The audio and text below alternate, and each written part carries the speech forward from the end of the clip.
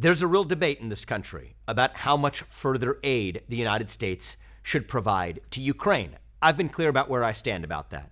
I think our top foreign policy priorities have to be declaring independence from communist China and fighting the Mexican drug cartels by eliminating them and solving the fentanyl crisis here in the United States. Ukraine does not make that list. But here's the actual dirty little secret behind it.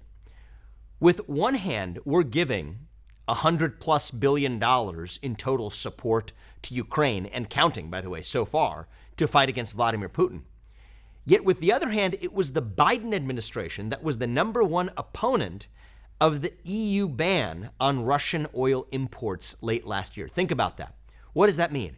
It means that Biden is lobbying for a policy that fuels and funds Putin's war machine to fight Ukraine, while using U.S. taxpayer dollars with the other hand to give them to Ukraine to fight against Russia. That's the real farce at the heart of this. It's not even whether or not we should give more money to Ukraine. I've made my position clear on that. It's the deeper farce that we gutted American energy security, that we gutted America's energy to be the global leader in energy production, including in fossil fuels, which then empowered Putin to do what he did, only to then fund Ukraine to fight him with your dollars. That is a travesty.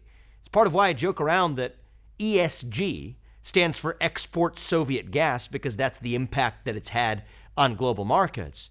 It's also no secret that Russia is actually funding those ESG institutes in Western Europe and around the world that promote supposedly this green new agenda, while places like Russia and China are laughing at every step of the way as they climb their way to the top. And so the bottom line, the moral of the story, is that energy security in America is national security. And if we shore up our energy security in America, not only do we unleash our economy, we also put ourselves in a stronger position to take on our enemies.